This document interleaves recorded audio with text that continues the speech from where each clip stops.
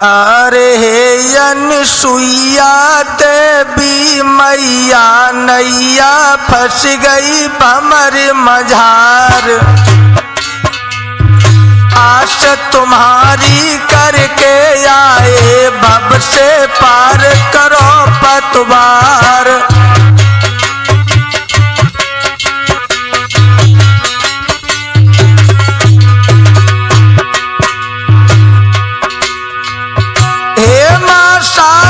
कष्ट विदारत गल में पड़ी मुंड की माल। आई विराजो तुम हृदय में कविता लिखे तुम्हारो लाल।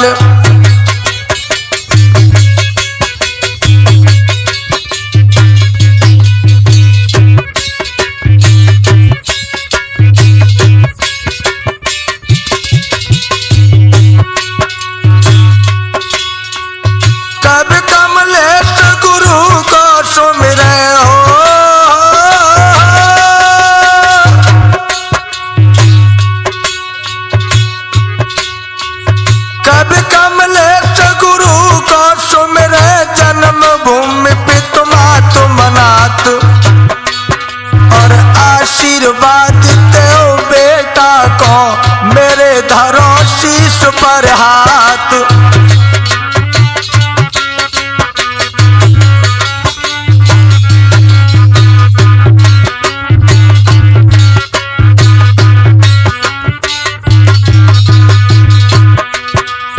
उपस्थित मेरे हम उम्र दोस्तों, प्यार करने योग्य बच्चों, आज मैं स्टार कैसेट के माध्यम से वीर चंदाला में कन्नौज के महाराज जयचंद का विवाह प्रस्तुत करते हैं, जिसमें आप लोग ये सुनेंगे कि कटक के महाराज मुकुंद देव की पुत्री नैन तारा के साथ जयचंद का विवाह किन हालातों में हुआ, जिसमें जयचंद और उनके छोटे भाई रतिभान की छल पूर्वक कैद हो जाती है।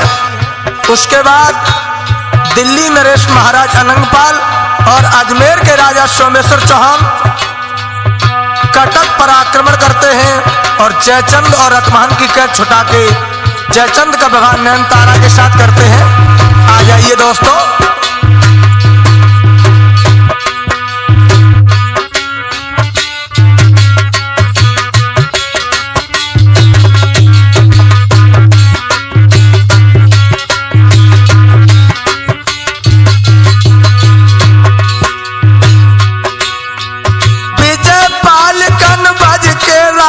सबको रड में गयो हराए, अजमेरी में प्राण गमाए सोमेश्वर की करी सहाय।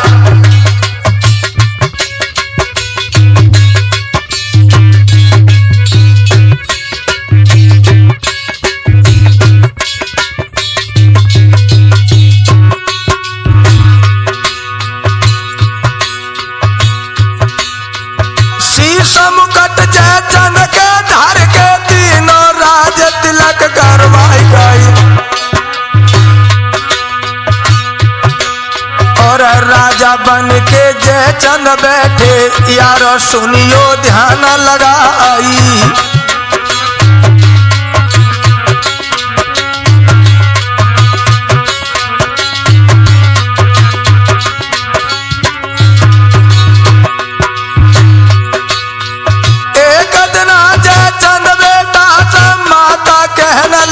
समझाई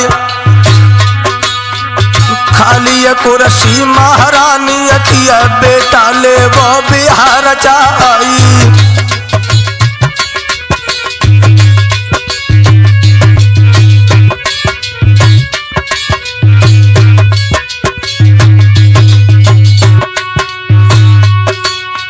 बात सुन के निज माता की कब जयचंद ने कही थी सुनाई गई और शोक न भूले हम बाबुल को माता ज्ञान दो तो बिथराई।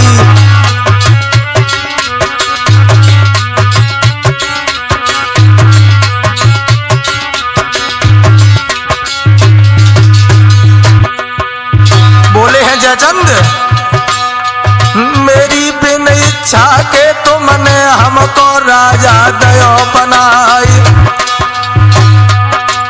और एक बरस ना भई पिता को भारी उनकी याद सताई।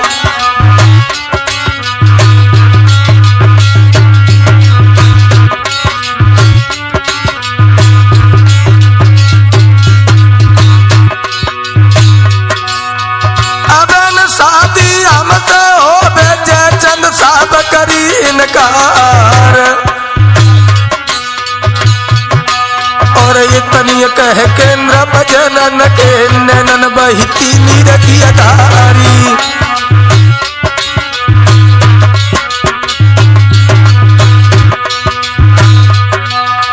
बात सुन जयचंद बेटा की माता बोली मीराबाई, और अय्या दिन भूले तेरे बाबू लखिया बेटा सुनो कनौजी राई।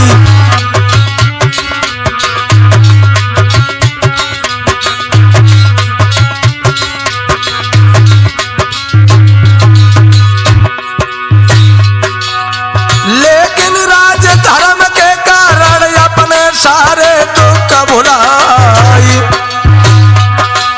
और कर्तव्य जो जो है राजा के पूरे करो कनौजी राई।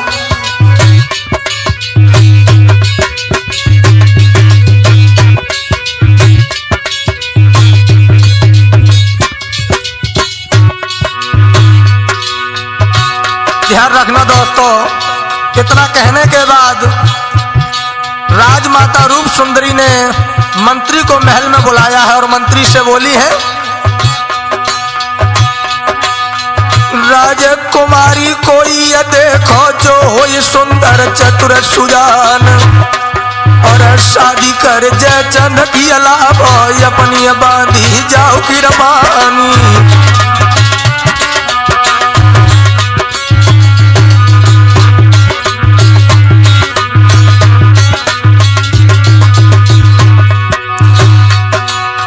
बात सुन के ये माता की तब मंत्री ने कही थी सुनाई गई,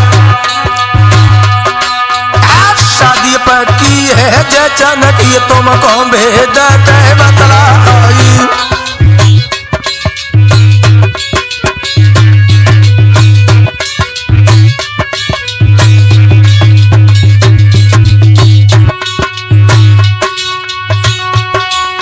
महाराजा सिर विजय पालन हमला करो कटक में जाई, मुकुंद देव के राजा उनको रण में दो तो हराई।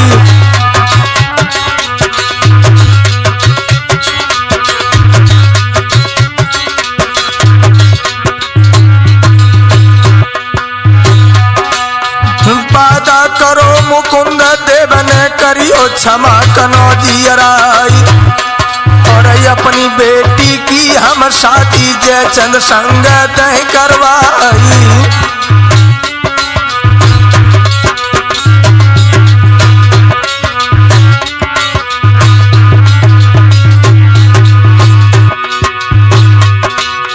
नैन तारा है नाम सुधा को सुंदर रूप दो तो करता गई, आप ये भेजो तुम राजा को पहस ले तो भामर डारी।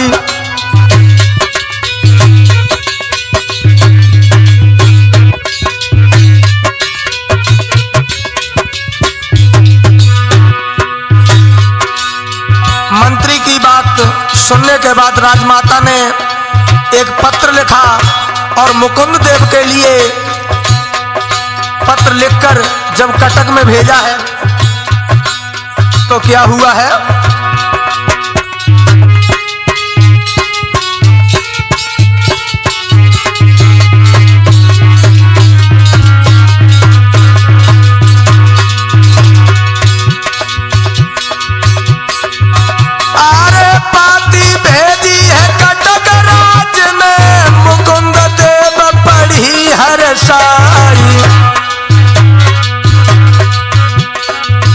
अरे पत्र फाड़ को और दामिन से कही सुनाई।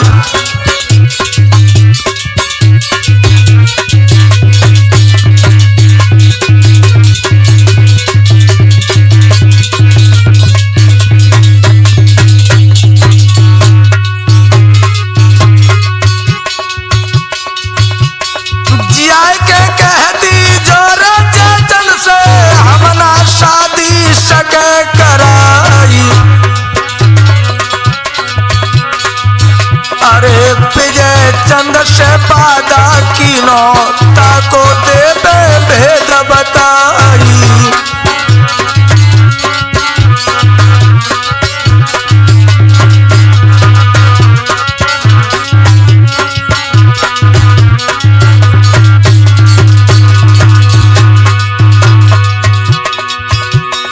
आई हरायो तो हमको रण में उनने विकट करी तलवारी। तब बादा उनसे कर दीनो तो अब छोड़ गए संसार।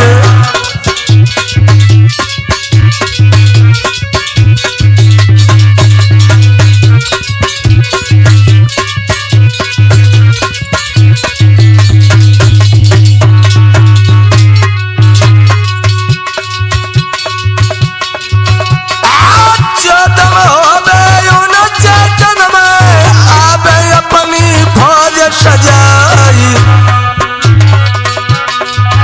अरे हमको जीते समर भूमि में तब हम देवे बिहा कराई।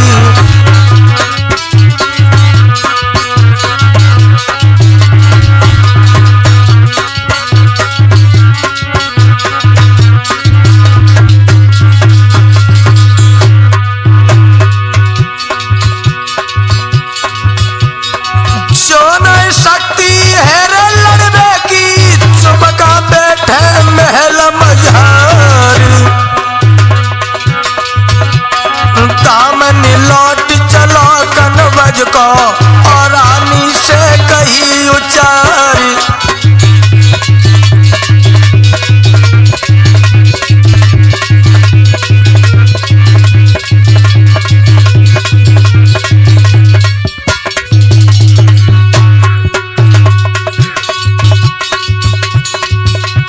हकीकत सब बतलाई चेचद सुनत गए खिसियाई।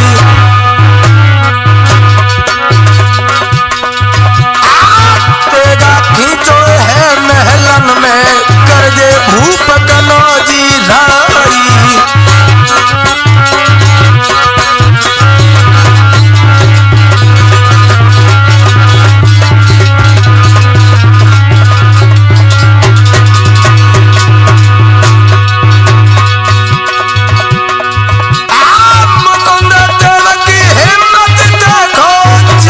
सूर बचो कोई नाई।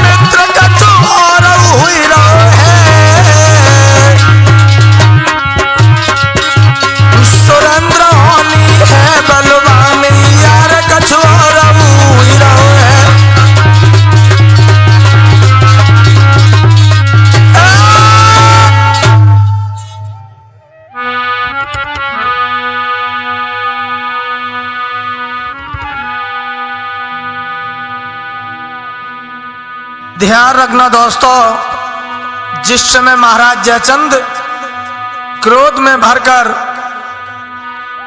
कटक के लिए फौज तैयार करने लगे, अपने अनुज भाई रतभान को बुलाया है। रतभान ने सभी सामंतों को बुलाया और कन्नौज की फौज लेकर जयचंद जब कटक में पहुंच गए,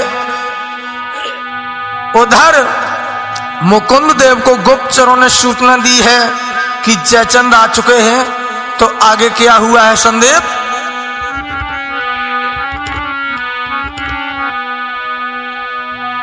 आरे सलाह मिलाई तजय चंद ने,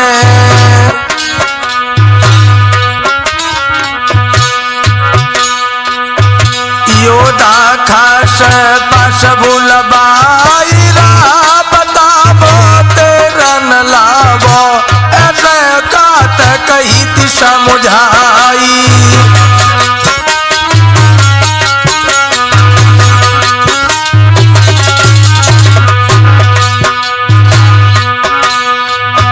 मंत्री बोल और तेरन कीनी है बारी ने,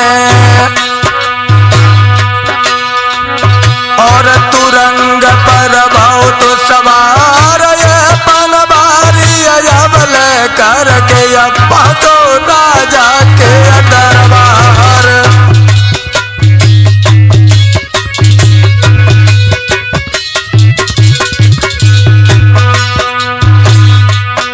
धीरा बारी अपन बारी लेके शिविर से चला है।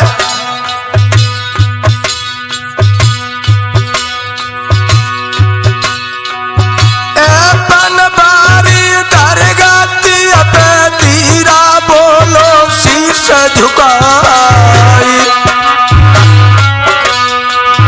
हमें बारी नृप जयचंद के सुनियो महाराज चितलाई।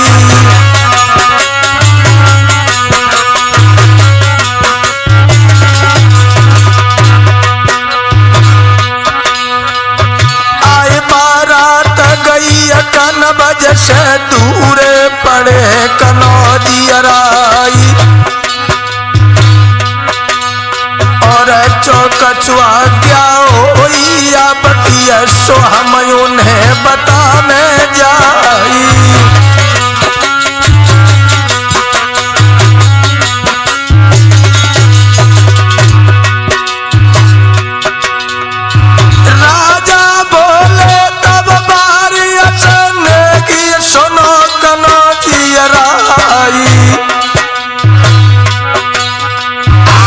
पीछे ले गो शादी को पहले हो बेयुद आई,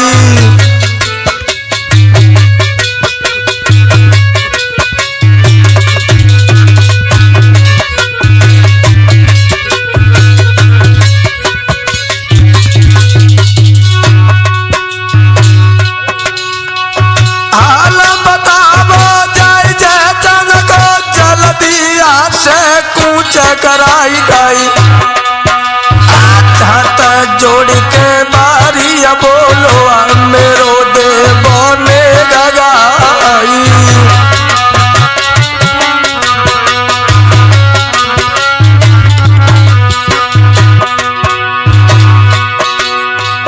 नाम नेग को अब सुनता ही राजा तिहुरी लाइती चढ़ाई गई।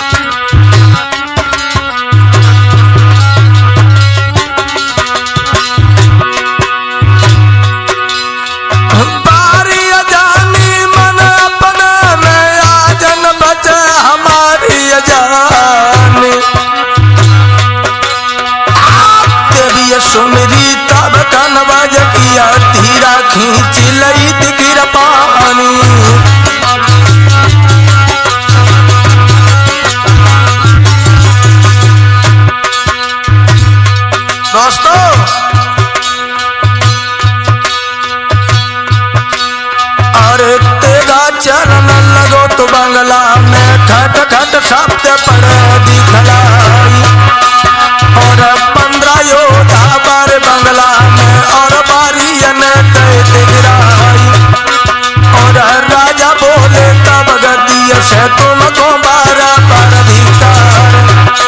और अगलो बारी हेर कनवज को जाको नाई सके पधार। सोई बड़े ते सुरमैया बजागे कोई अपनी खींची खींच तलवार। और चारों लगत बारी अघेरो आगे करन लगो ते तलवार। सोई बारी बे चलो कनवज वालो तो दोनों हाथ गही तलवार। और काटी काट के अब योधन को और धरती पे बहुत गिरा है।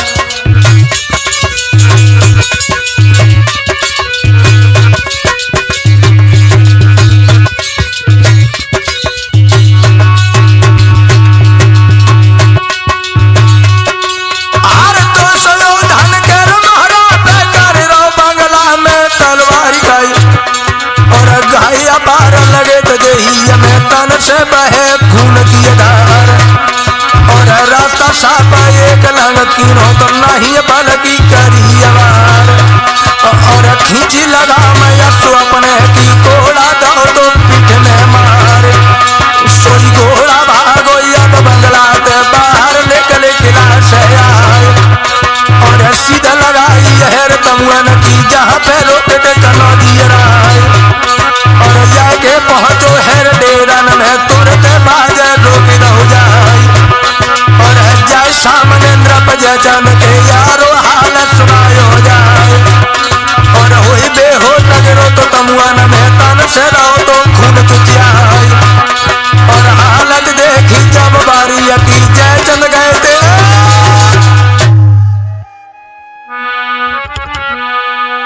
याद रखना दोस्तों, जिस समय धीराबारी कटक से ऐपन देकर वापस लौटकर तंबू में आया है, बेहोश होकर गिर पड़ा। उसका उपचार किया गया। महाराज जयचंद सभी जवानों को सावधान करते हैं। इधर मुकुंद देव ने अपने दरबार में सभी योद्धाओं को बुलाया और युद्ध की तैयारी की। एक 5 पांड का बीड़ा सभा के मध्य रखा गया। तो संदीप क्या हुआ है?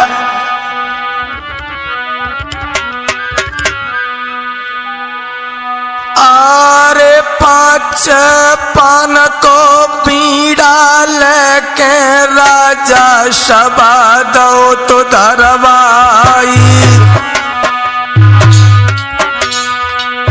होई जो योद्धा मेरी भोजन में सो बीड़ा को ले चवाई।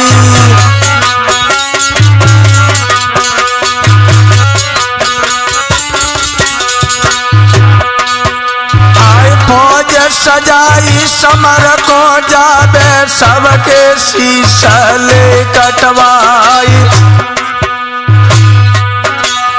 और 8 गांव हम बाको देवे सुंदर महल दे बनवाई।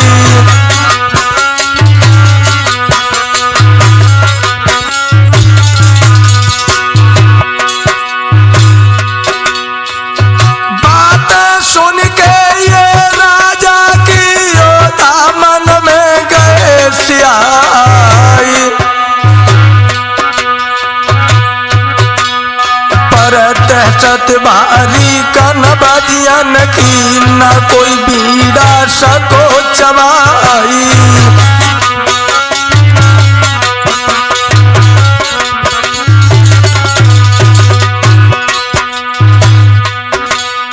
आए 3 घड़ी बीड़ा को हुई गई सारे पान गए ते को मिलाई। सोई राजा गरजे तब गतियत क्या सब छत्री गए थे नसाई।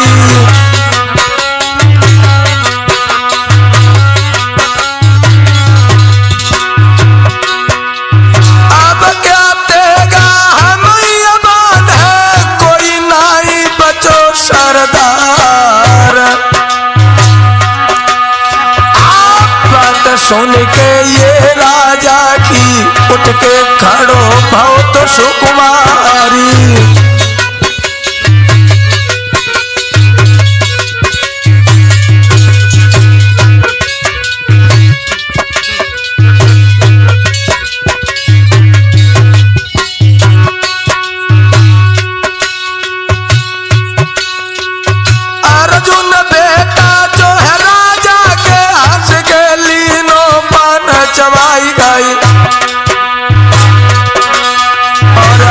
के बोले फिर राजा ते पामुल आज्ञा दियो कराई।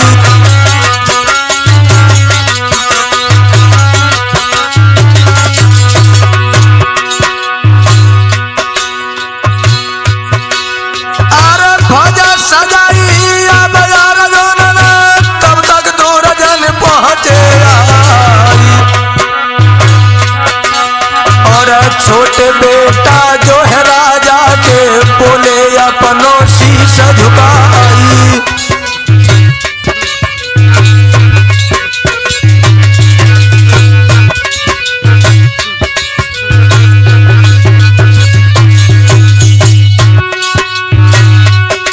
अरे संग तुम्हारे रण को चले है अपनी विषम करे तलवार गए। सजाए कटक की साड़िया दोनों कुंवर भेंट तैयारी।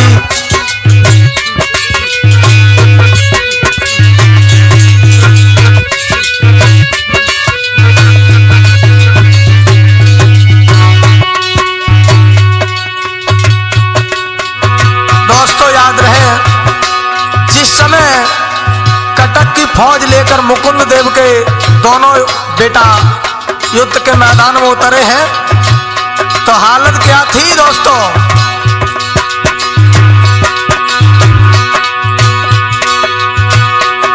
अरे घर घर घर घर के रथ दौड़े रब्बा चले निराली चाल। गजत जाते समर भूमि को कर में लय तो सिरोही ढाली।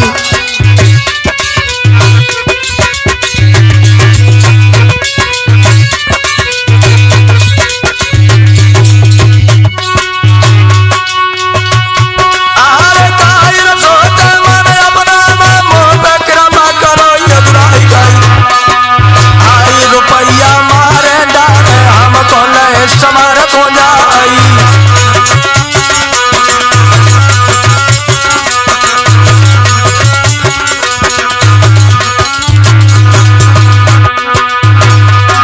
आए फौज पहुंची समर भूमि में चहलन घोल गई अतिछाई। और सुनतन लगाड़े की घन गुंज सेना सजित कनौजी राई।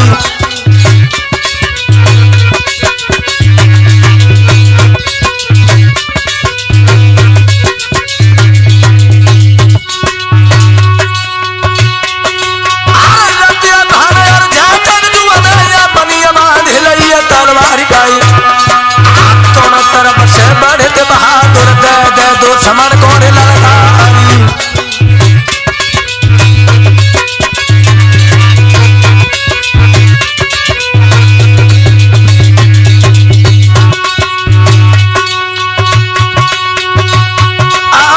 आगे बढ़ के अर्जुन बोले किसने घेरो नगर हमार। और जो तुमरा खरज की तो समठों की हो तैयारी।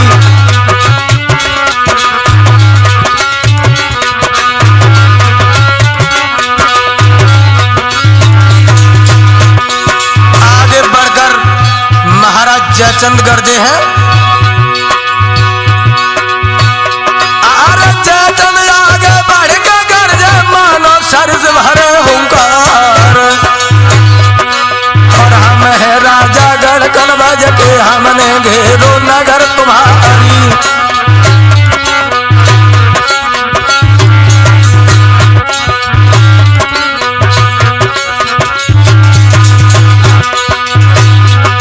और बहन तुम्हारी जो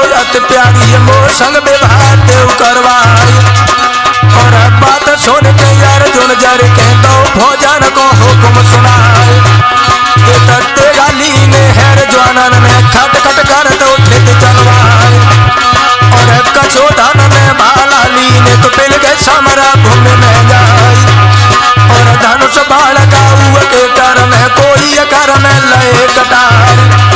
सोई सूढ़ लपेटा हाथी हो गए ऊपर बेचा गजबिया मार। और चले सिरोही रण खेतन में धड़क सीता अलग हुआ।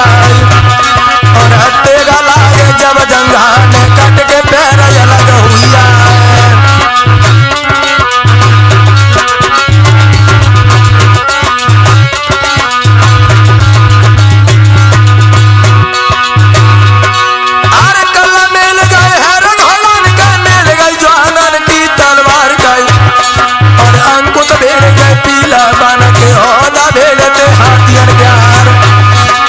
खूना फुआरो तो छूटता है घायल जमिया पड़े बिलखाए।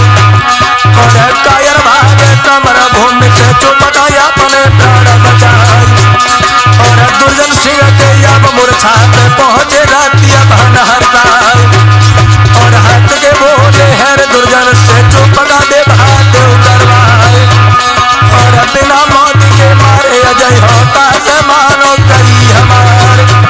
और बात छोड़ के रतिया बान की दुर्जन खींच लई तलवार।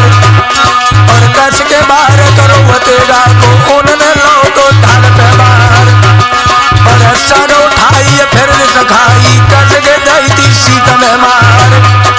और लेट बछेड़ा की पिठी पे रतिया भान गए चोट बचाए। और भाला मारो रतिया भान ने सो घोड़ा के गयो सवार।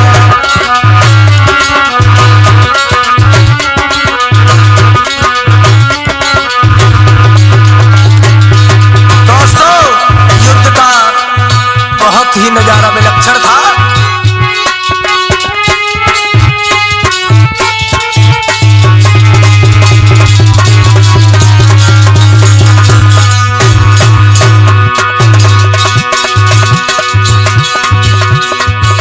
लेट बछेला की पीठी पर रति बान गए चोट बचाई।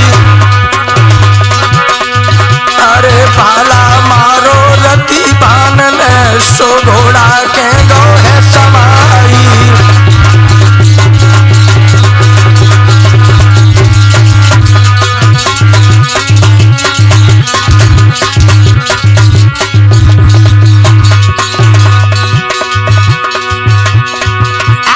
धरती गिरत लखोरा दुर्जन को झपटे कुमर कनौजी राई। अरे डंड बांध के रति भान ने उनकी के दिलई करवाई।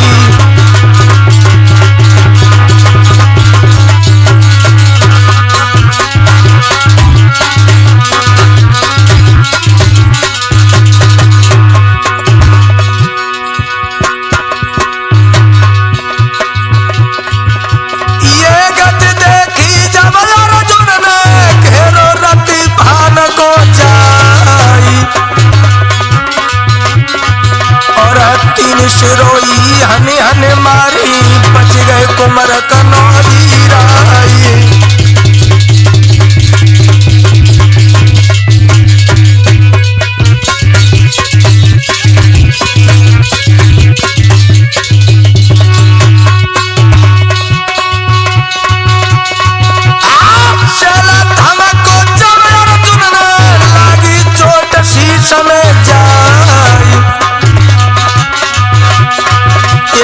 नजर घूमी गई है जय चमकी नैना अग्नि ज्वाला उड़ जाई।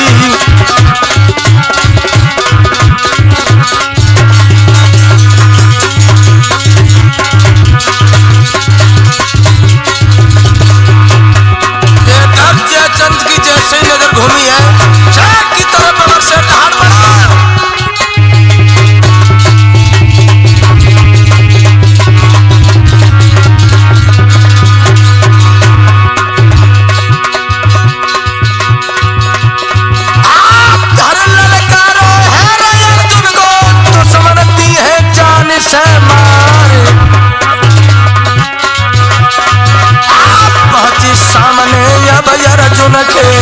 जयचंद विकट करी तलवारी।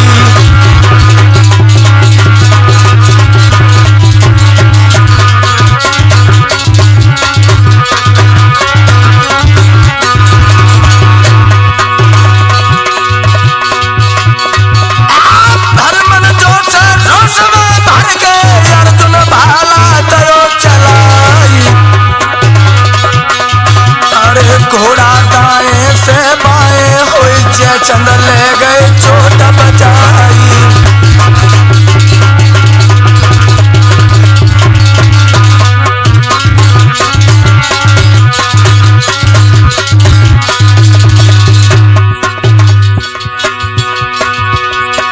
आरे गुर्दे फेंक के अर्जुन मारो, घोड़ा के लगो है पीठ में जाई। सोई घोड़ा हटन लगो पीछे को, जयचंद बहुत गए खिसियाई।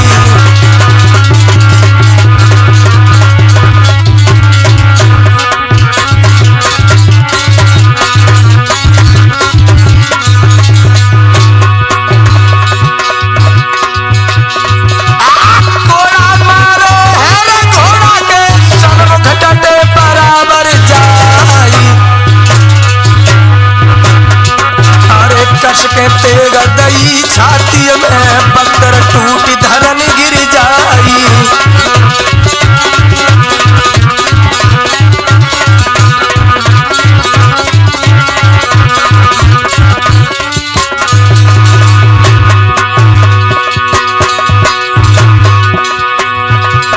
आरे ढाला शीश में कस के मारी, धरती गिरे मूर्छा खाई। अरे करके कह दी आजू अर्जुन की, जयचंद गए शिविर में आई।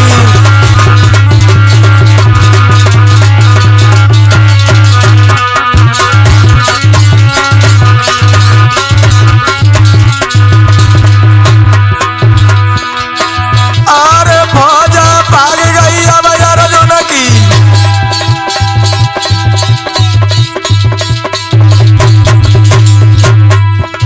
पहुंची लौट किला में जाई। अरे हाल बतायो सब राजा को, सुनियो संदीप ध्यान लगाई।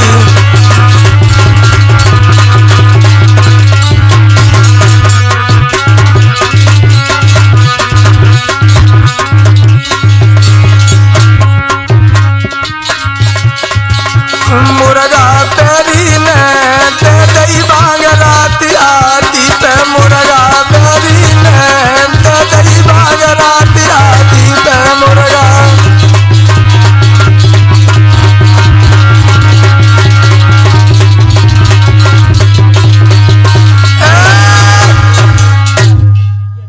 याद रहे दोस्तों, जिस समय कटक नरेश महाराज मुकुंद देव के दोनों बेटा युद्ध क्षेत्र में कैद हो जाते हैं, फौजें भागकर जब वापस लौटकर आई हैं तो कटक नरेश अपने मंत्री को बुलाकर विचार करते हैं कि युद्ध में जयचंद को हराना कोई तितली के पंख तोड़ना नहीं है।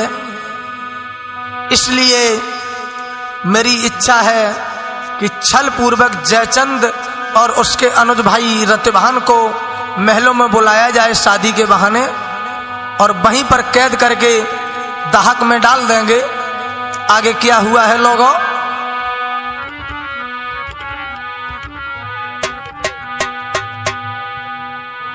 अरे सुन के कैदी आज बेटा की, राजा गए थे सोच में छाए, और सलाह मिलाई है मंत्री से, पाती एक लिखी हर साय।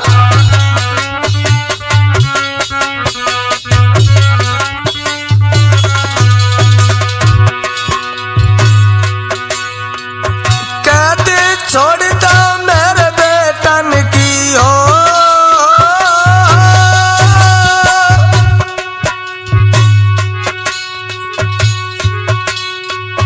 कहती छोड़ दो मेरे बेटन की, ओ महाराज कनो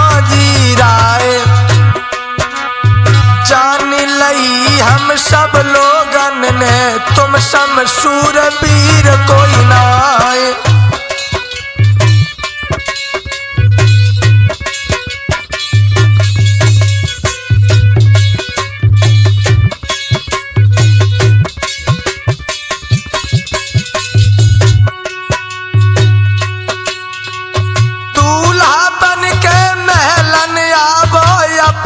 बामर ले डराए सोई पाती भेजी है तमुअन को पड़ खुच बैठ कनो जी राय।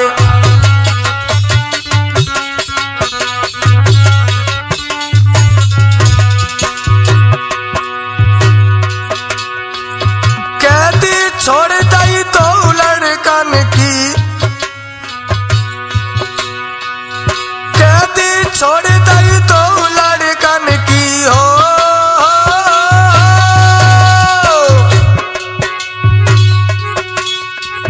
कैदी छोड़ दई तो लड़कन की सुनतई हाल कनो जी राय।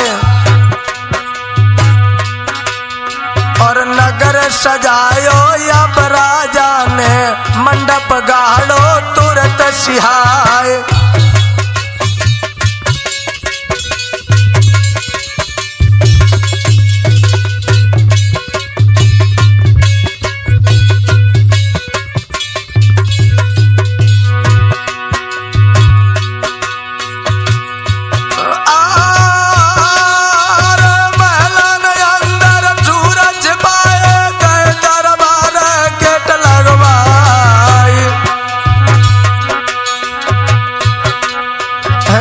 चंद साजे इत डेरन में पहनो शीश मोर पे जाई।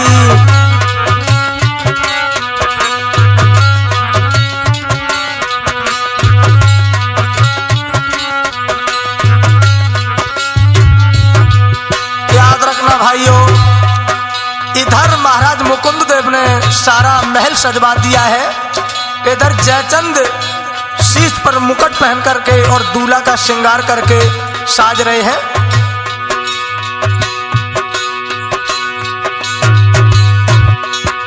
साजे पालकी गई राजा की बैठे भूप कनो जी राई गए। और कछुए योद्धा संग में साजे साजे रतिया भान हरसाई।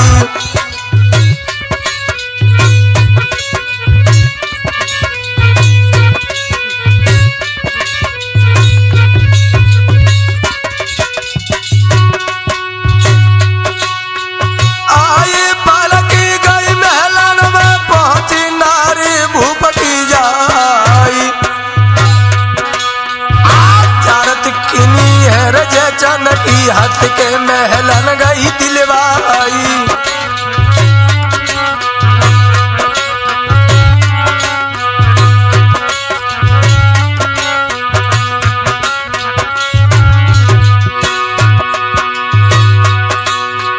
तो सोजन सात जन के महलन बीच पहुंच जाई। और भोजन करना हित महलन में योद्धा बैठी गए थे हरसाई।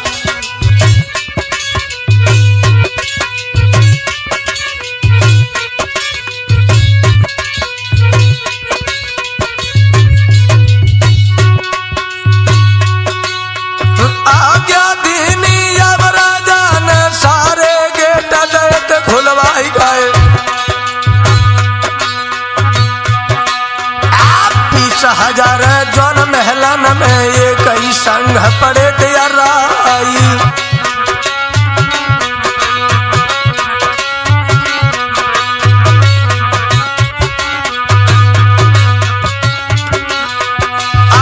दोस्तों, जब मुकुंद देव ने आज्ञा दी है और जब सभी जवान टूटे हैं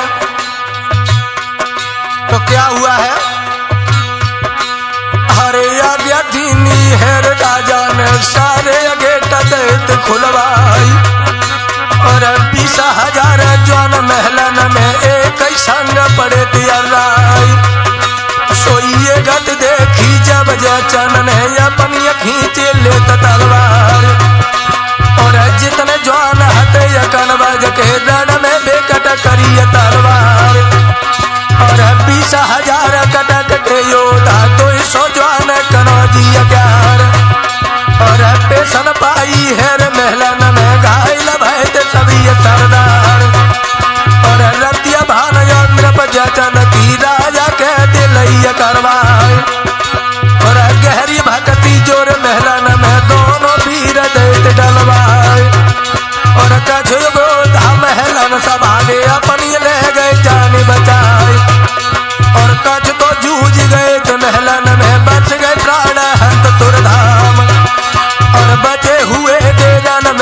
पहुँचे सारो हाल बतायो जाए। और शिविर उखाड़ा फौज चल दी नहीं बाबत कनबज पहुँचे जाए। ये तब मंत्री पहुँचे हैर महला न बह जहाँ पे माता कनौजी राय। और हाल हकीकत रण खेतन की सो सब जो न को गई थी बताए।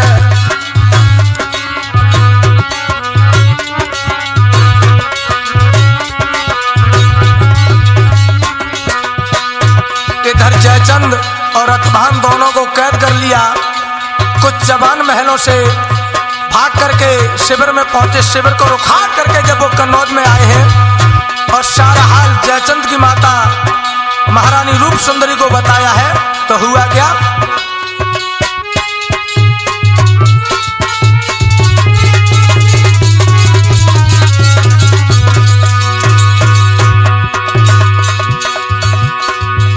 रूप सुंदरी मैया जानी कैदी हुई है लला हमार। सोई शीश पटक दो तब मैया ने नैनन बही नीर की धार।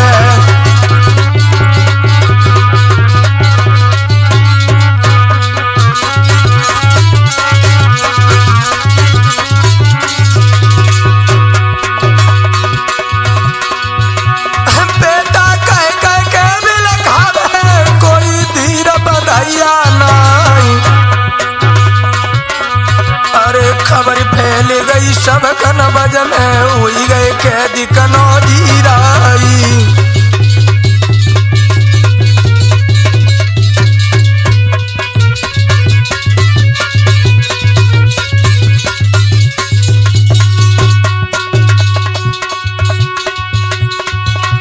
बड़ो रो बनो रंग महल में दासी दास रहे बिलखाई। आई करके याद पिया अपने की तब मैया ने कही सुनाई।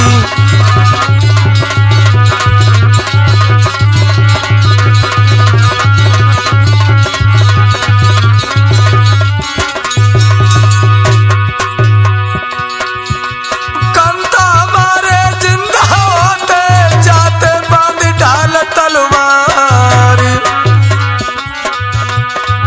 अरे कैद छुड़ाते बे बेटा की लाते जाई भामरे डारी।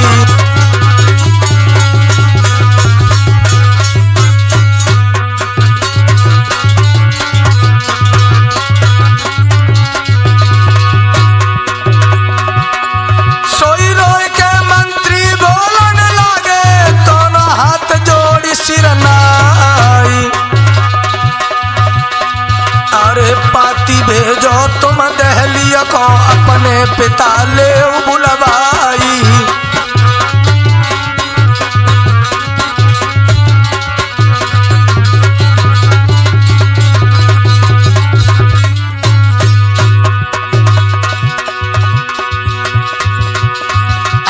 भेजो कटीली लहर दहली की आवे बांध ढाल तलवार। अरे फिर बुलवावो सोमेश्वर को जो यद मेरी के सरदारी।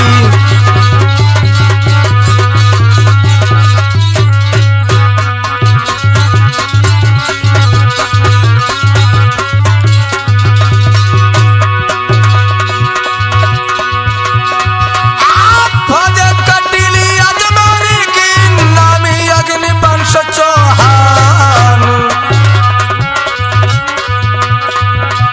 कनबज दहली अजमेरी की सेना शैती करे प्रस्थान।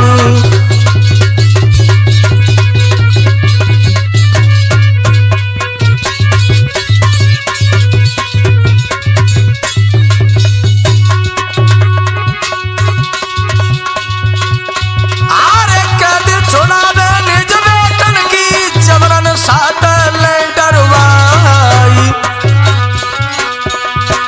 सोइए मन भाई गई रानी के रानी चिट्ठी लिखी बनाई।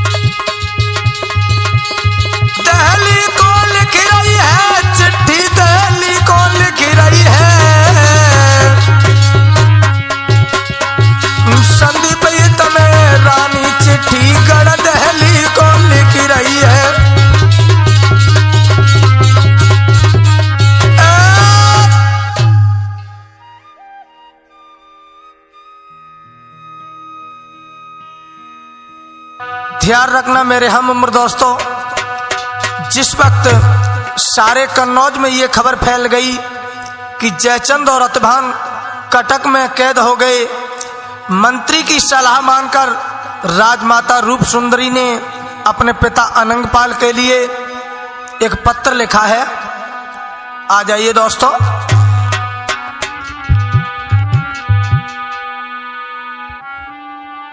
कागज कलम हाथ में लीनो रानी पाती लिखी बनाई, राम राम पहले लिख दीनी पीछे हाल लिखो भी लखाई।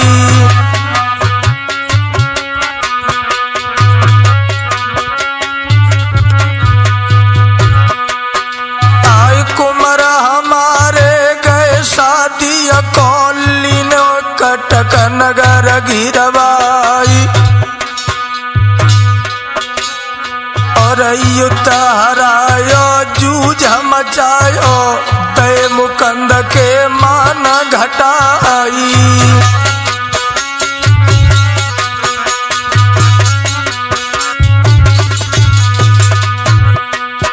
सोई कर घट आई तब राजा ने महलन कुमर लयत बुलवाई, और कदी कराई लैया धोखे से उनको जेल तो डलवाई।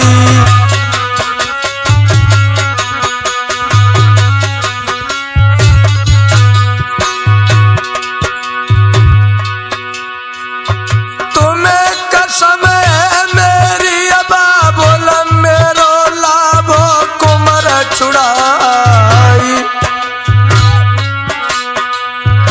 इतनी लिख के दशखत करके अपनी दीनी मोहर लगाई।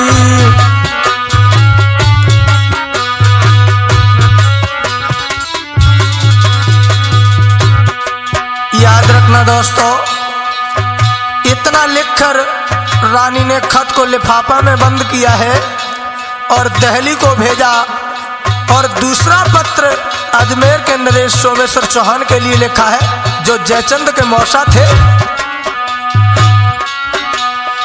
आए तू जी पाती अजमेरी को फिर रानी ने लिखी बनाई, और आंसू टपकी रहे नैनन ते सारो हाल लिखो भी लखाई।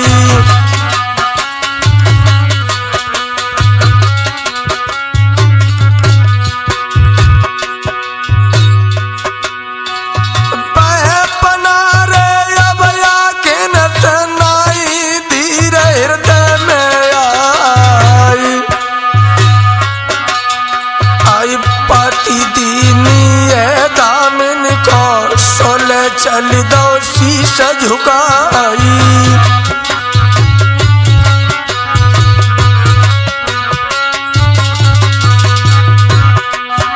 आय तामिन पहुंचो अजमेरिया में जाकी शोभा कहीं न जाई,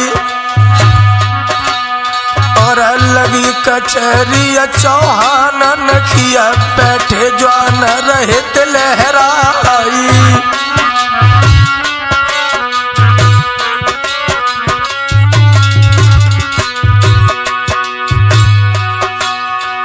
सबसे ऊंची जो गति अतीता पर डटे धनिय चौहान, पत्र नाच रही बंगला में चिरकी अजब निराली आसानी।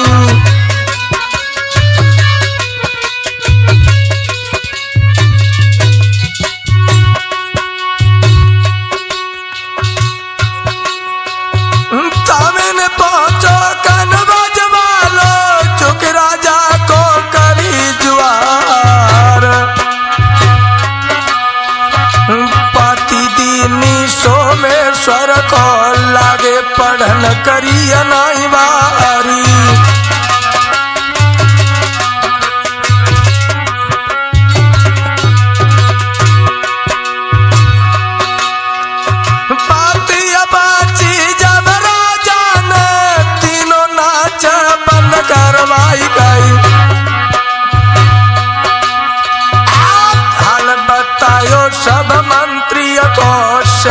सेनापति को लो तो बुलाई।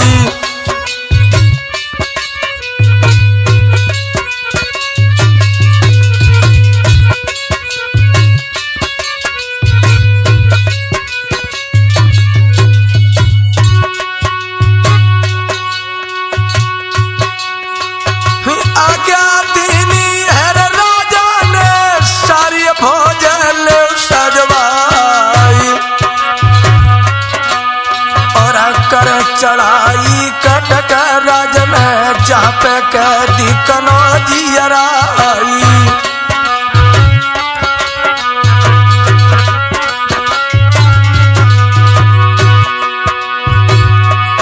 और बात अबे जी रानियन चल के उनकी करता गई।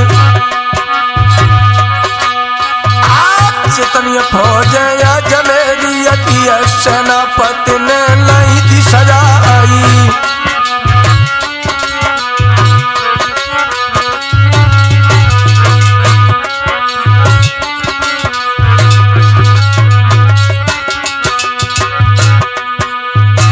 इधर अजमेर की सेना सजाकर महाराज सोमेश्वर चौहान सभी वीर योद्धाओं के साथ कन्नौज के लिए चले। उधर जब दिल्ली में पत्र पहुंचा है और पाती पड़ी अनंगा पालने पढ़ के गए थे सना तो खाई। और कैसी गाजगिरी है कनबज में दुख में बैठा कही नहीं जाई।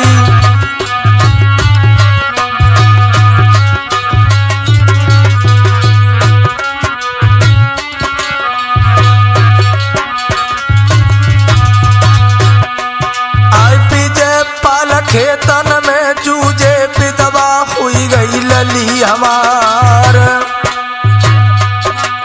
और आयास लगाई तब बेटा पे बेहू फंस गए कटक मजारी।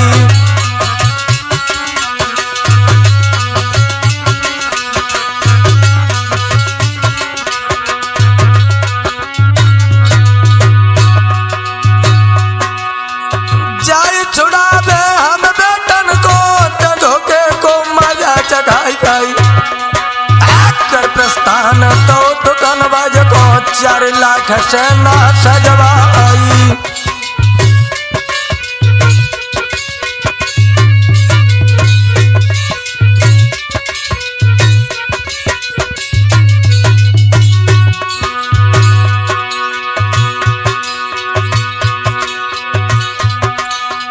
चार लाख सेना चली, 4 लाख सेना चली कनबज पहुंची जाई।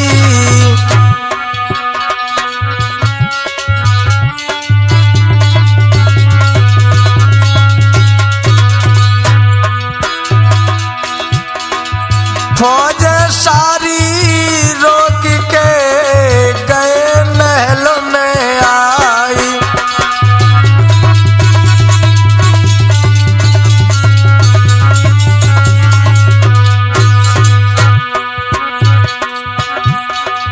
गए महल में आई सुता ढिंग पहुंचे जाई। तब पर बाबुल की जेठ लली महलन बिलखाई।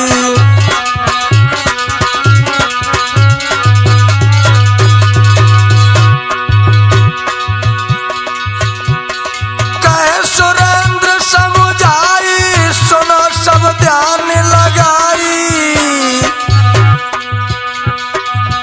केवल अपनों भाई मिले जो घोर विपत्ति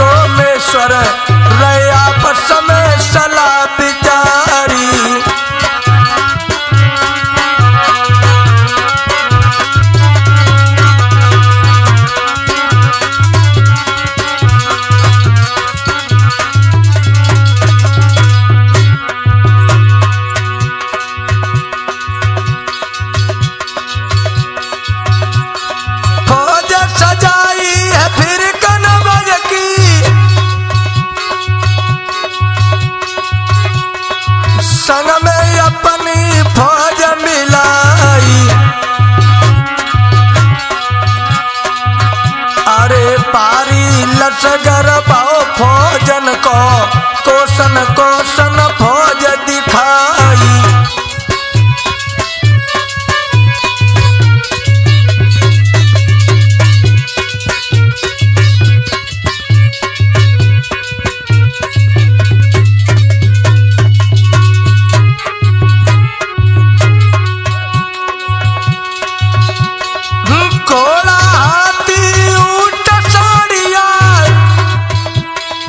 सबको साज करो है तैयार।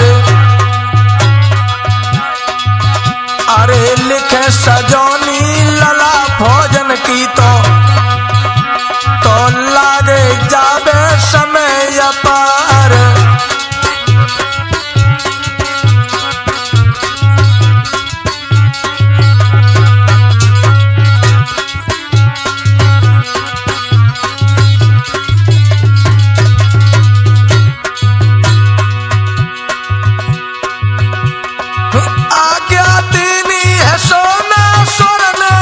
चल तू बिगुलते बजुबाई।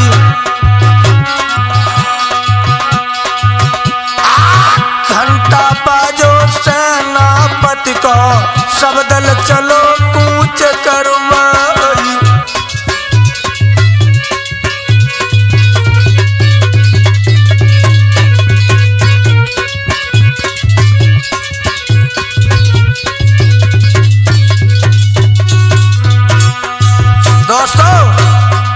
जिस समय फौज कन्नौज, दिल्ली और अजमेर की तैयार करके अनंगपाल और सोमेश्वर चले हैं, एक झलक फौज अपार चली सज के नभ मंडल घोर घटा गिरी आई।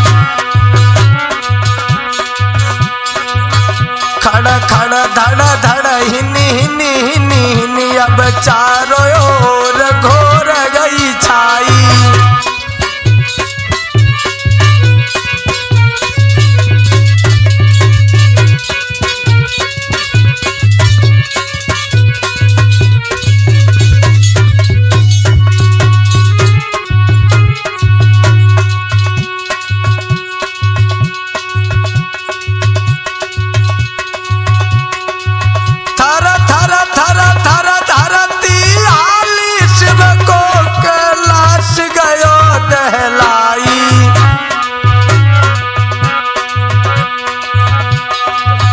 चतुरंगी सैन समूह चली अब सुरेंद्र यादव लिखे बनाई।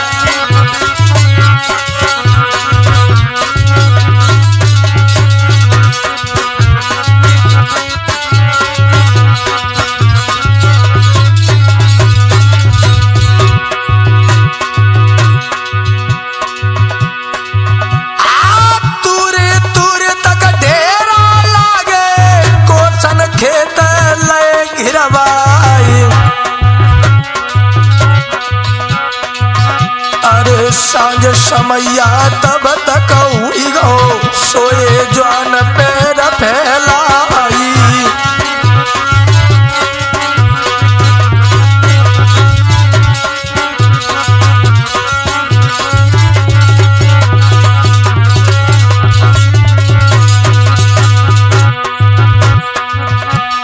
संदीप सोमेश्वर चौहान कटक की सीमा दवाई लई है। यारो सोमेश्वर चौहान कटक की सीमा घिराई लई है।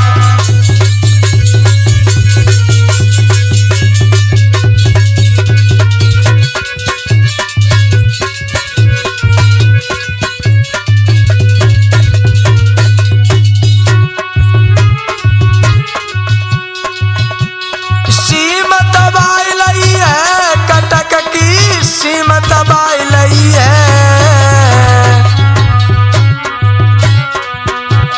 सुरेंद्र सोमेश्वर चौहान कटक की सीम दबाई लई है।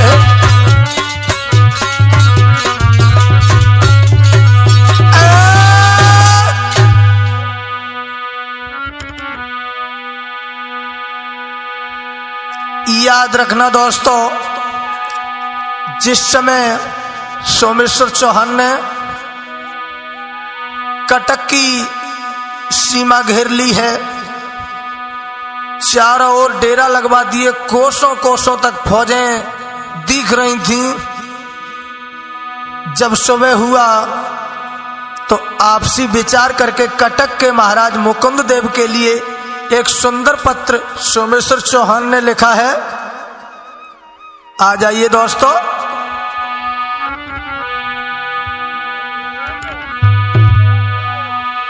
अरे कागज लेके कल पिया बालो,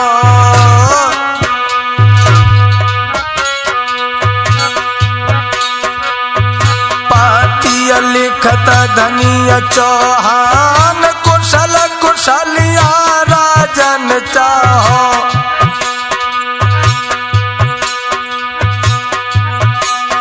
तो लीजो बात हमारी अमानी,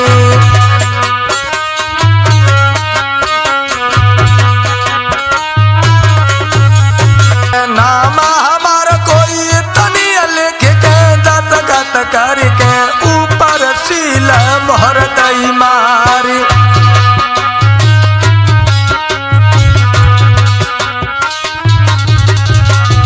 दोस्तों, जिस समय सोमेश्वर चौहान ने पत्र लिखकर मुकुंद की राजसभा में भेजा है, तो हुआ क्या है?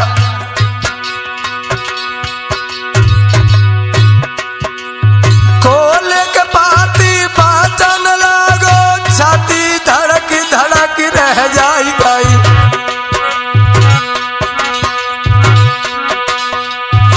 फरकतिया धरैया रूढ़ने ना भय, शरोम रोम गई छाई।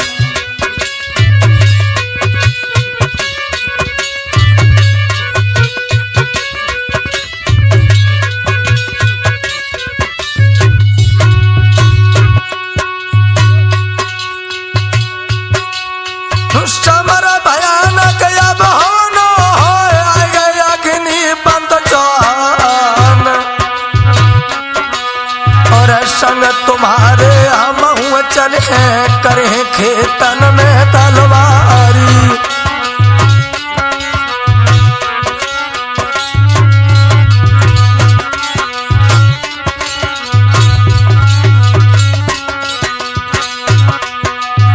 दोनों कुमर भूप बुलवाए और गति कही उचारे, और तेरा करन को मौका नहीं आई, जाओ लड़बे को तैयारी गई। घोड़ा हाथी रथ और रप्पा सब ही पलटन लियो सजाई।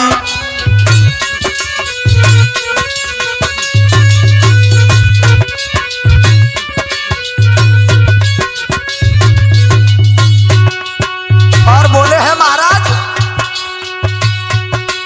समर भयानक अब होनो है, आई गई अग्नि पंत चौहान गई। संगत तुम्हारे हम चले करें खेतन मेरे कृपानी।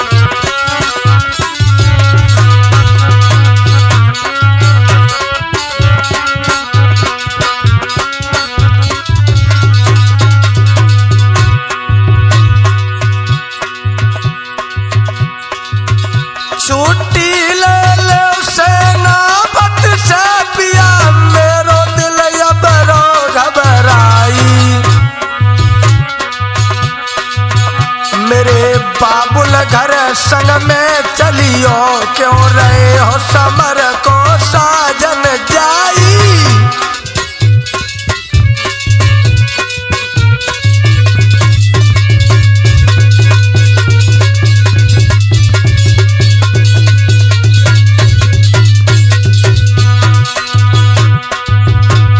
तो वो बबर शेर जवाब देते हैं अपनी पत्नी को,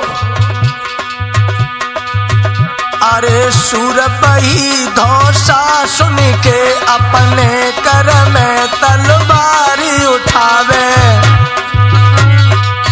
दुश्मन के सन्मुख जाई लड़े, नारड़ में अपनी पीठ दिखावे।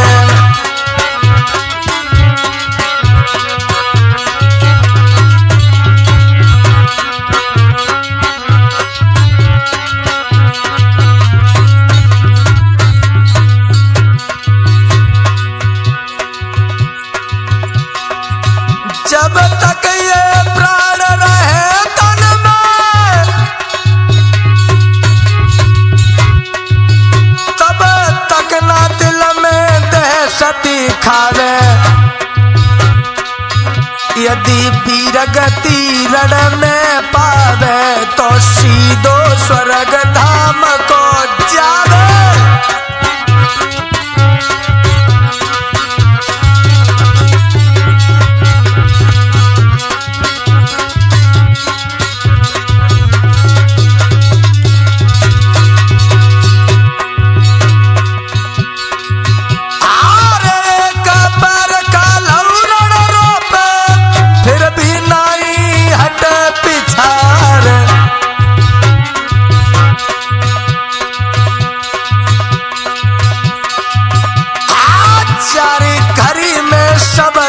साजो तो टंका बजो है नरेशन प्यार।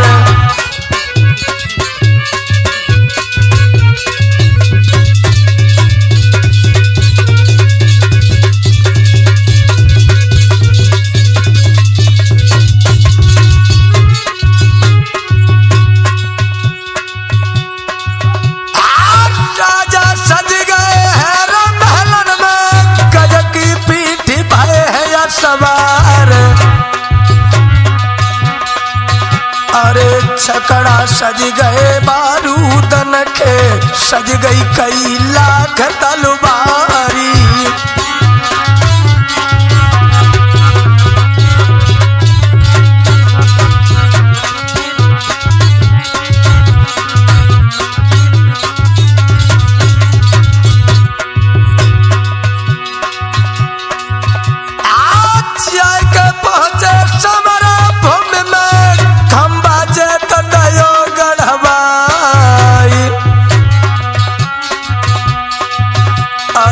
तब तक दामिनी अजमेरी को राजे खबरी सुनाई दई जाई।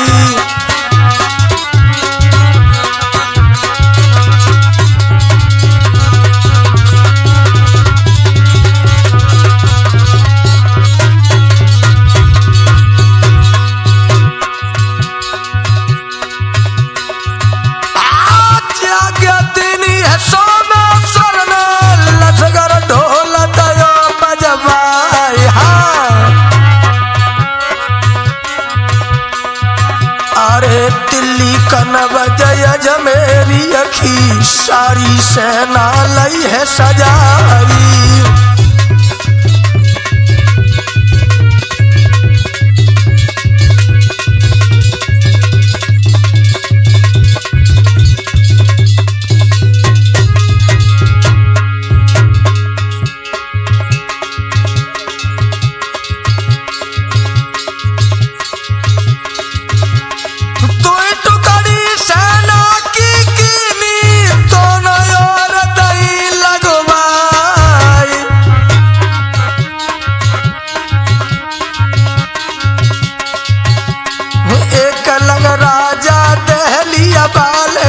पहुंचे अनंग पाल सियाई।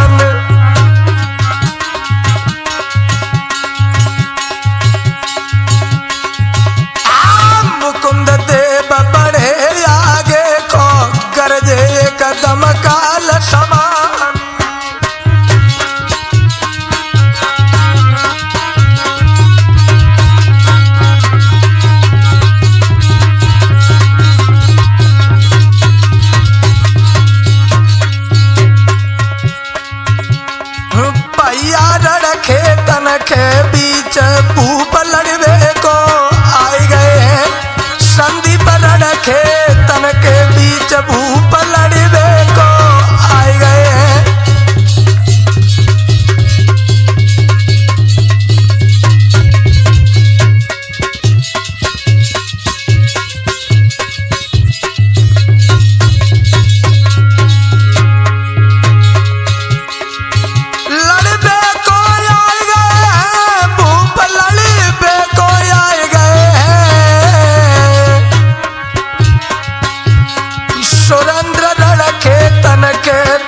भूप लड़वे को आए गए हैं।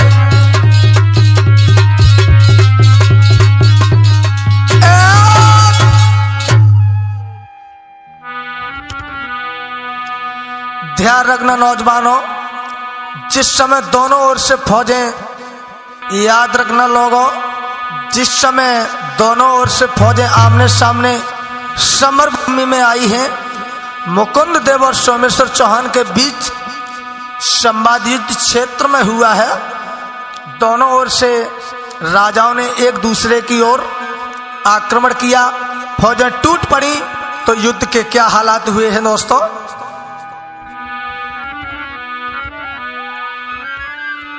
आरे घोड़ा फेरो सोमेश्वर ने अपने गोल दैया ललकार, और आगी दे देव मेरी तो पन में रिप उतमे सेना कटक दे सकी आज्ञा पाई भूप की जाए। एकदम झपट पड़ी खेतन में दोनों गोला एक हुई आई।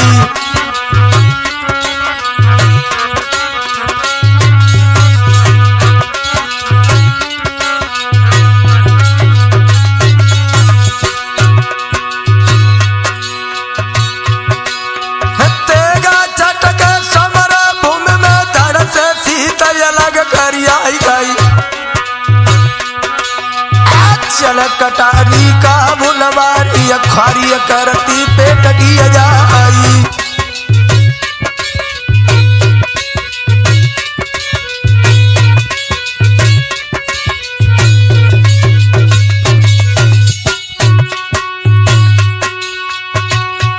अरे खाड़ो खटक समर भूमि में जामे धरी चिरी मांधार गायो,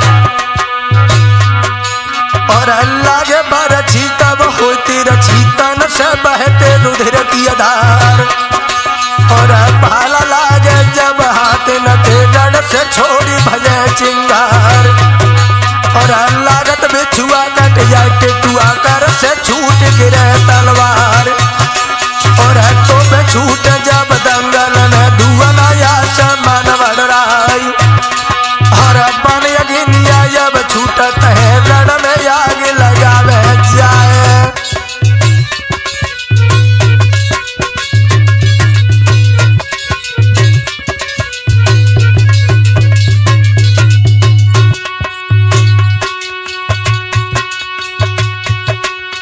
कहूं पे गोला कहूं पे गोली कहूं पे चले तीर की मार, और चले दुधारो यत मत बारो तो ऊना चले पिलाइत प्यार।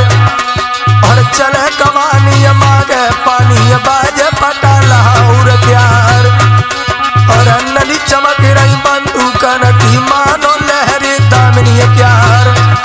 और झुकी अंधेरी बानो जैसी चौलग अंदर चार रोछाई, और बिजले हाथी जब खेतन में देला सन के ढेर लगाई। और मोगा भीगे राजपूतन के भीगे सोम बछेड़न प्यार, और कटका दे सकी अब धरती पे सुरेंद्र बहे खून की आधार।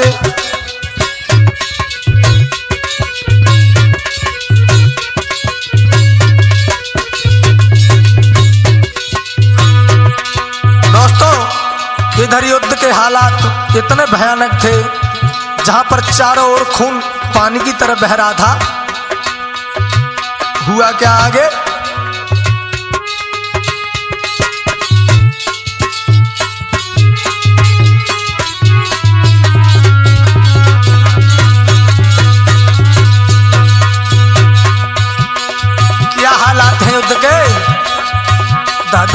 लहर उठे यति गोलन की फुपकार करे रण में रणबंका। रण में लहसन के ढेर लगे रणवीर करे ना मन में शंका।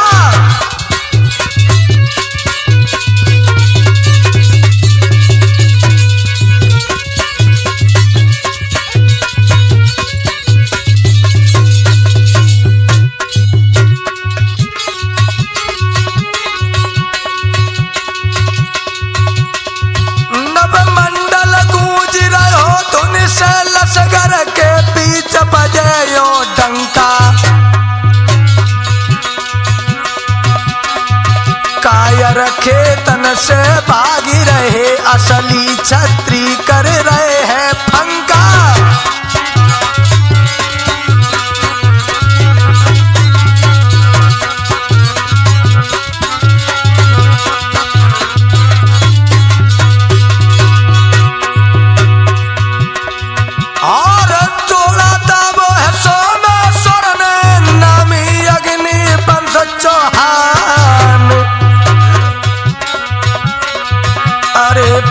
बहादुर यजमेरी के नंगी चमकी रही गिर पानी।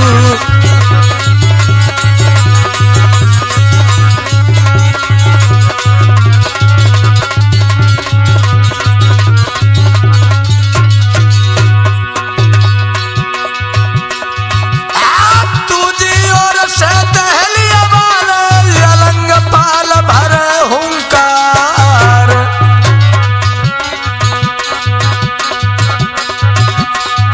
अलग मंत्री कन बजवाले भारी फौज कनौजी क्यारी।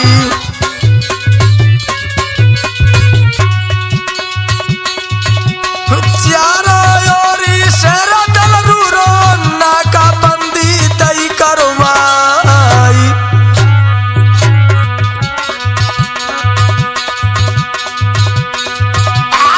बीच में फंस गए कटक देश के मुकुंद देव रहे घबराई।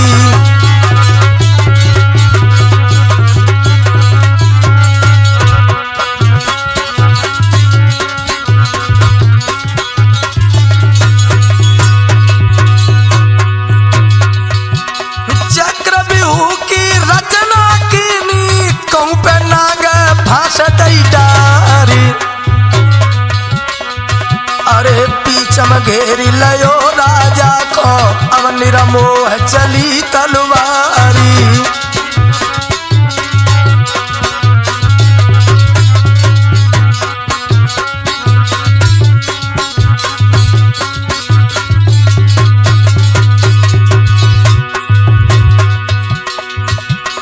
ये गत देखी जब अर्जुन ने तब बाबुल से कही सुनाई। सोमेश्वर ने बिहू रचायो संग में फौज कनौजी राई।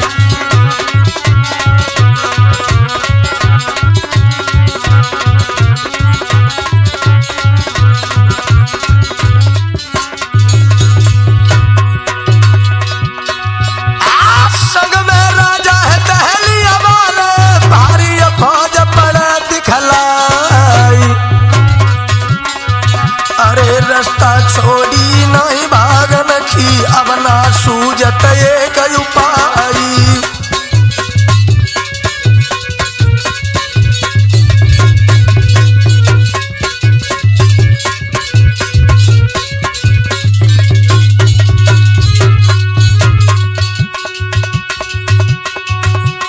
काफी फौज हमारी जूझी बाबुल सुनियो ध्यान लगाई। अरे बात सुन के सुत अपने की राजा हाथी दयो बढ़ाई।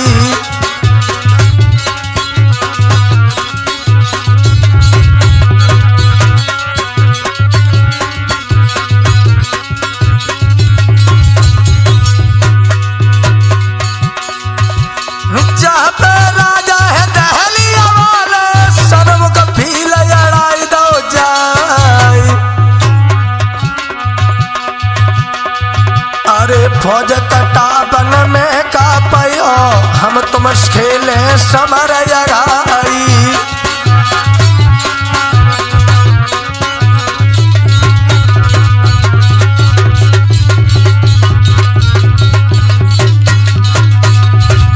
दोस्तों, जिस समय सोमेश्वर चौहान ने और अनंगपाल ने कटक की फौज चारों दिशाओं से घेर ली है, मुकुंद देव घबराने लगे। तो जहां पर अनंगपाल लड़ रहे थे वहां पर पहुंचकर मुकुंद देव ने कहा, फौजों को मत कटाओ, युद्ध तो हमारा और तुम्हारा होगा, इन्हें कटाने को मैं क्या रखा है। तो हुआ क्या,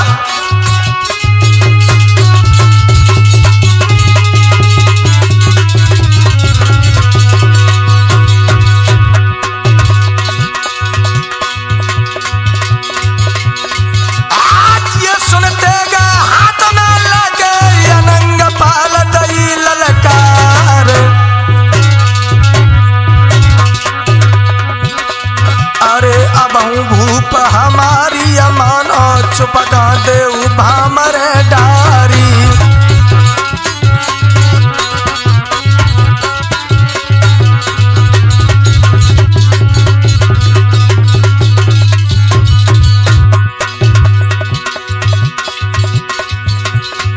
आश्चर्य के मुकुंद खानो लीनो दिल्ली पथ पे गयो चलाई। सरोपार करो तेगा खोर राजा ले गए चोट बचाई।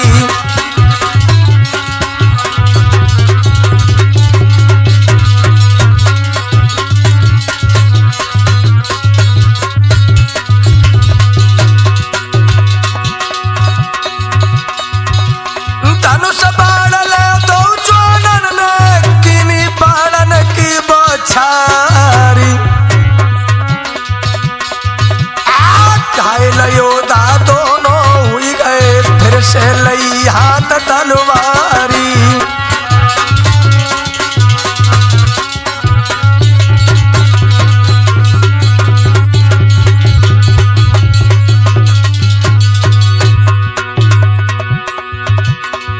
अरे तेगा बाजो है तो योधन में फौज बढ़ी कनौजी क्या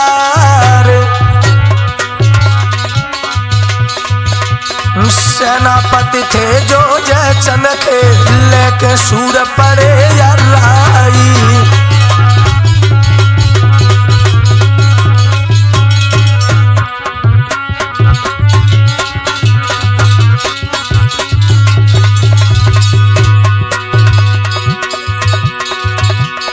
और जाके खींच लियो है हाथा से कस के दंड लई बंधवाई। अरे उधर सामने जाई अर्जुन के सोमेश्वर ने कही सुनाई।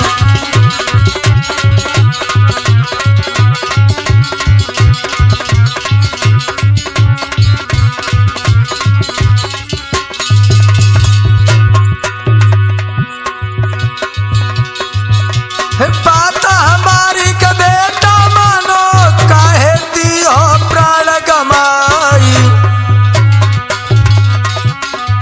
अरे चुपका लौट जाओ महलन को देव बहना को बिहा कराई।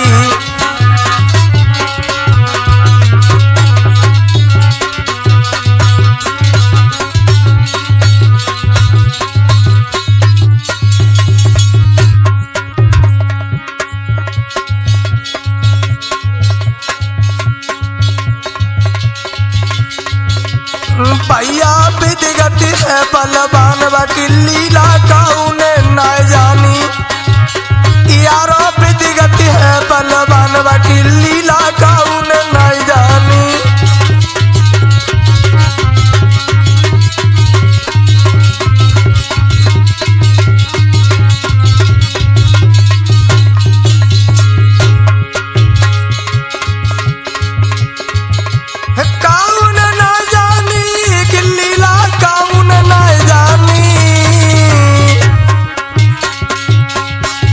संदीप धोनी है बलवान प्रभु गति का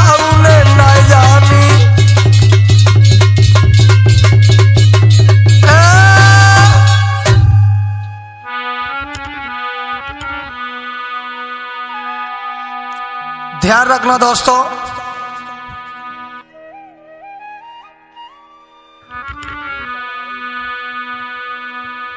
चलते हैं दोस्तों युद्ध क्षेत्र की तरफ।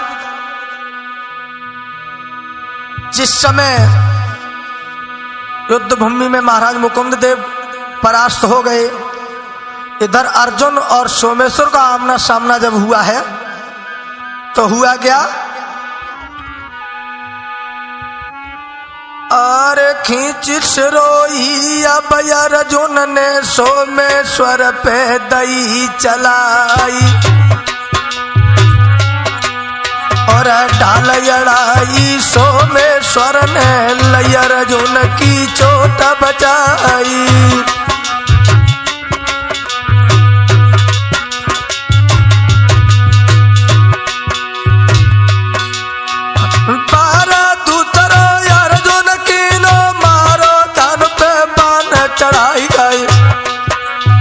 जितनी चोट करी अर्जुन ने सब सोमेश्वर दई थी बचाई।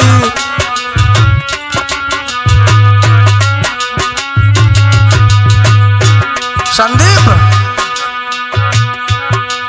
इतते गालीनो सोमेश्वर ने कस के दो तो बरनाई लाई और डाल सामने अर्जुन की नी फट के गिरती धरन पे जाई और गुरज चलायो सोमेश्वर ने बख्तर टूक टूक उड़ियाई और भारी चोट लगी छाती में धरती गिरते मूर्छा खाई और पकड़े सूर खेतन से ले गए तमुअन बीच दे तो पहुंचाई और तब तक दूर जन बढ़ के आए कट कट करते समर में दाई और नामी राजा यजमेरिया को जाती प्रबल चले तलवार और घायल हुई के दूर जन गिर गए तन से बहित रुधिर की धार और जीत को टंका सोमेश्वर ने रण खेतन में तय बजाए।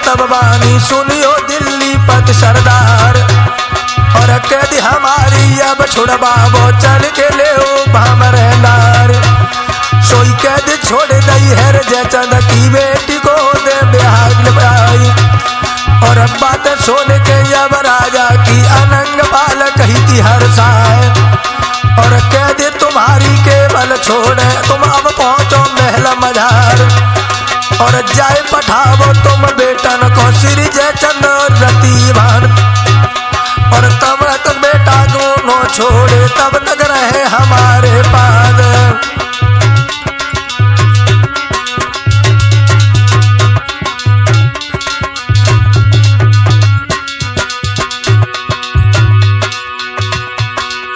कैद तुम्हारी केवल छोड़े तुम अब पहुंचो मेला मजार कई और जाए पठावो तुम बेटन को जयचंद और प्यार नहीं लाए और तब तक त्यारे दोनों बेटा ये अब रहे हमारे पास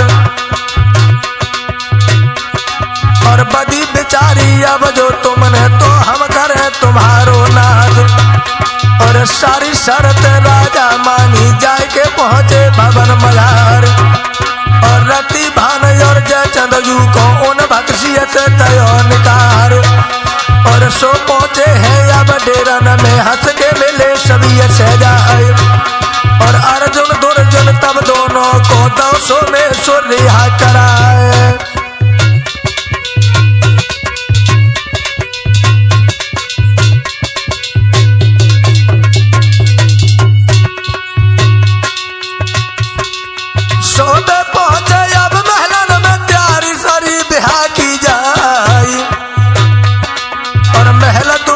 सब सजवाए, सुंदर छटा कहिया ना जाए। और खबर भेज गई अब राजा ने आए के बिहार ले करवाए।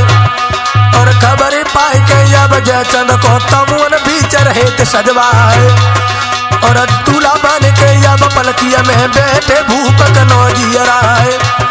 और अनंग पाले और सोमेश्वर तुरंत सजते पर नहलाए। और जितने योद्धा नामी अनामी सबने बांध लई तलवार। और अपने अपने अब घोड़ा न पे हुई गए फांदे फांदे सवार।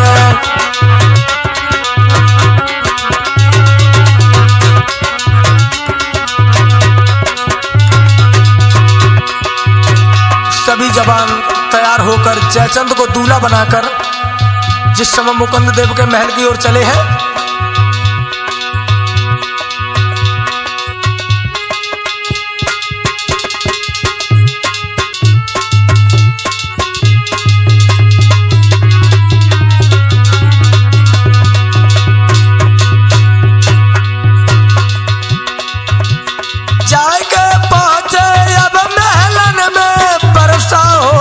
फूल की जाई।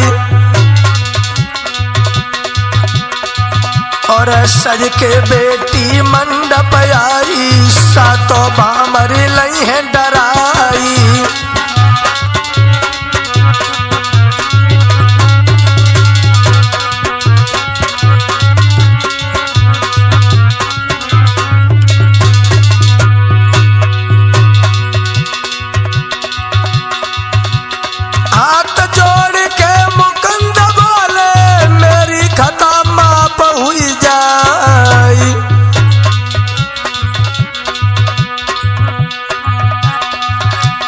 जो कचुनेगा हो त शादी के सारे भूप दए करवाई।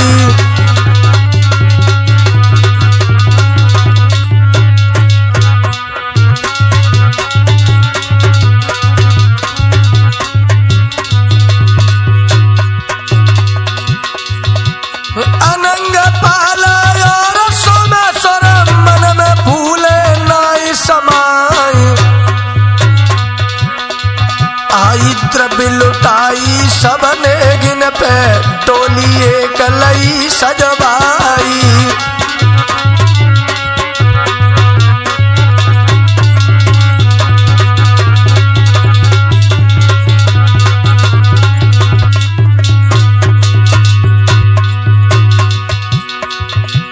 मेला बैठ कर सब गाँव से बेटी पलकी बैठी जाई। मांग के अब राजा से लश्कर कूच दयो करवाई।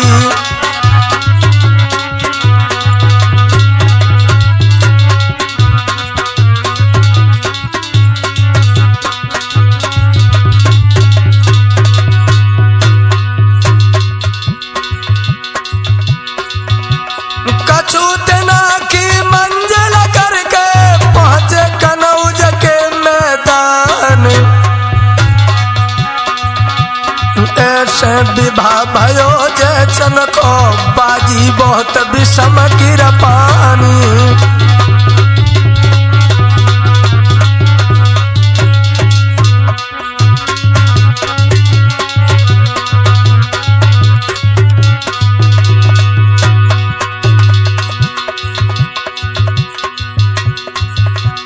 आरती करके अब माता ने लीनी डोली बहू उतार। अरे बजती बधाई गणकन बज में घर घर होत मंगलाचारी।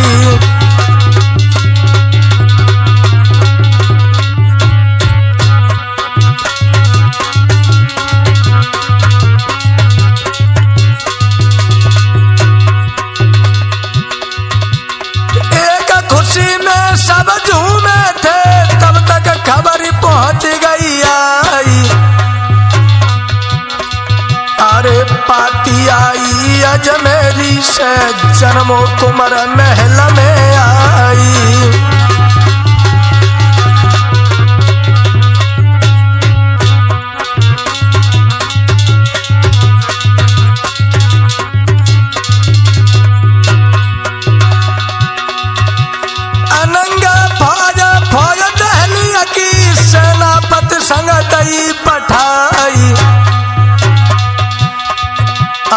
करी तैयारी अजमेरी की, तब सोमेश्वर कही सुनाई।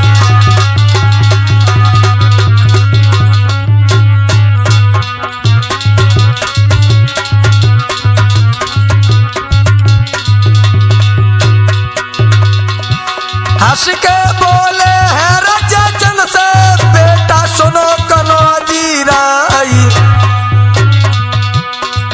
अरे बेटा जायो तेरी मौसियन, अब हम रहे नगर को जाई।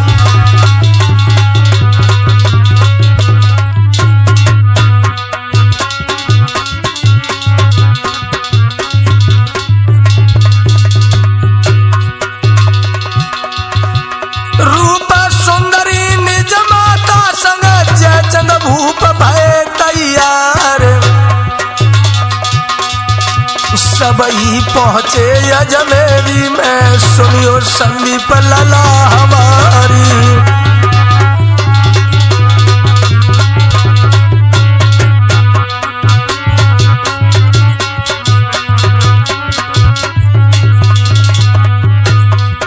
दोस्तों, इस तरह इधर जयचंद का विवाह नैनतारा से हुआ और उधर अजमेर में पृथ्वीराज चौहान का जन्म सोमेश्वर चौहान के घर में हुआ है।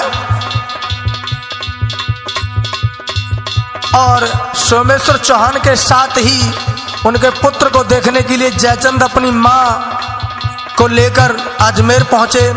बहुत प्रेम था आपस में। अब इससे आगे का आख्यान हम बहुत जल्द प्रस्तुत करेंगे, किस तरह पृथ्वीराज चौहान के पिता की मृत्यु हुई और जयचंद और पृथ्वीराज में कहां से दुश्मनी स्टार्ट हुई।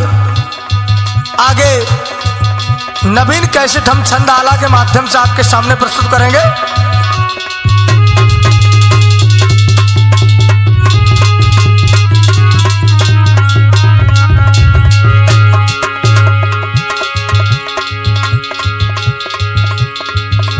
संदीप यादव मित्र हमारा, सुंदर ढोलक रे बजाई। अरे गोला चेहरा है नाहर को, चितवन देख चित चकराई।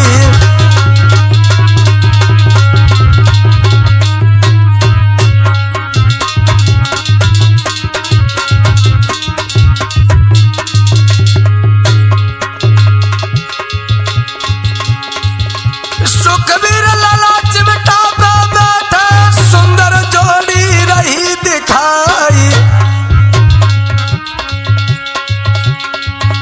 सुरेंद्र यादव ने कैसेट में तुमको याला गई है सुनाई।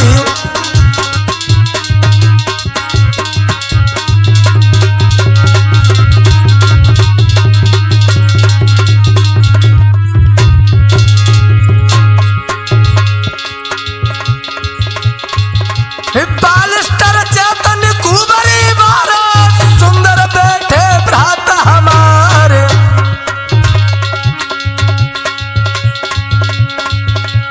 बुआ हमारी के बेटा है, बैठे मंद मंद मुस्कियारी।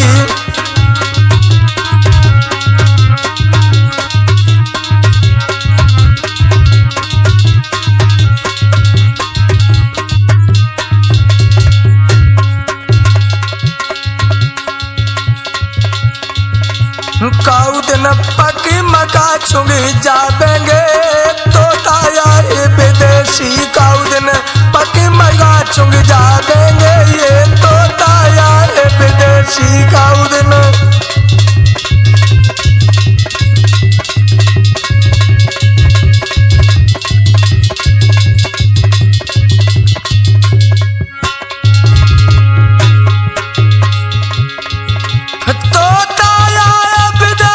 संदीप तोता आए विदेशी। एक दिन पक्की मका चुंगी जाबेंगे, ये तोता आए विदेशी। का